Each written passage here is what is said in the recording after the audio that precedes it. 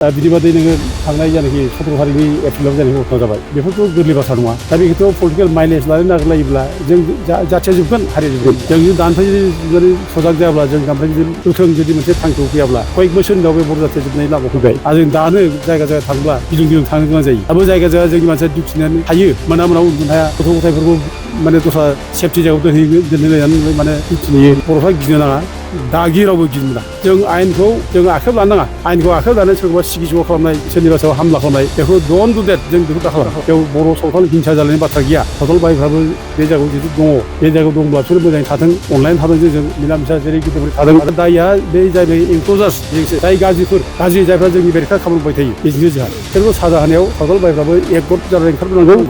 Political violence लानो नाङा। दा जों बिराद जथेस्थ' जाबाय शिक्षा जों मोनबाय थांनाय माने 22 तारिखआव जायनाखि सिखोना जोहोलावखौ गावथारबाय बुथारबाय बेथ' कम्प्रमाइज जानाय बाथ्रा नङा। गिलु बालु घटना बेबायदि घटनाथ' अनेक जागोन सोरनावबा जागोन सोरबा बिदिनो बुथारबावगोन।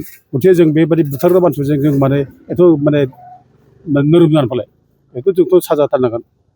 ओमफ्राय बिदिबादि नोङो थांनाय जानाखि 17 तारिखनि एप्रिलाव जानाय घटना जाबाय दा बे हिसाबै बेफोरथ' गोरलै बाथ्रा नङा।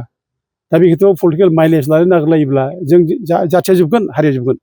पलिटिकेल लिडारफ्रा लिडार जानो थाखाय माइलेज लानोसै लिडार जानोसै गिदिर जानोसै पजिसन मोनसे लानोसै सोरबा बिदिनो माने MLA जागोन मन्थ्रि जागोन सोरबा EM जागोन बायदिसिना माने बिबान लानानै थागोन खिन्थु बे गोरिब गुन्द्रानि अबस्था मा जागोन।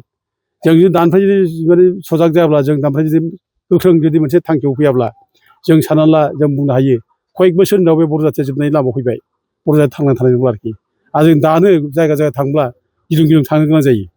जों गिलुं गिलुं थानो गोनां जायो गिलुं गिलुं थायो जों मानसिफ्रा दाबो जायगा जायगा जोंनि मानसिया डिउटिनानै थायो मोना मोनायाव उन्दुनो हाया गथ' गथायफोरखौ माने दस्रा सेफटि जायगायाव दोनहैलायनानै माने डिउटि नेयो।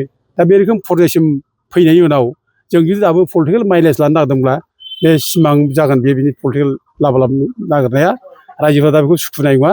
रायजोफ्रा मोजां मोनाखै दा बयबो एकगत जादों दा नैबे घटनानि उनाव होखारनांगौ बेयाव बयबो एकगत दं। दा बेयाव पलिटिकेल माइलेज लानायनि बाथ्रा नङा।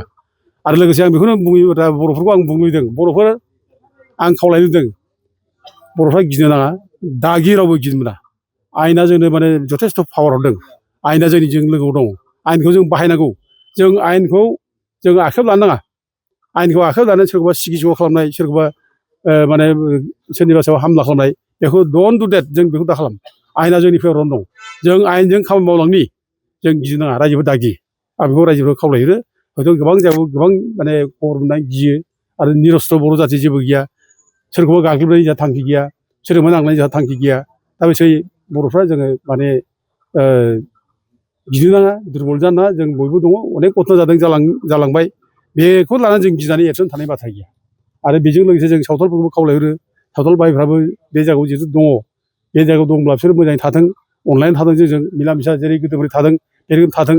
बेयाव बर' सावथाल हिंसा जालायनायनि बाथ्रा गैया।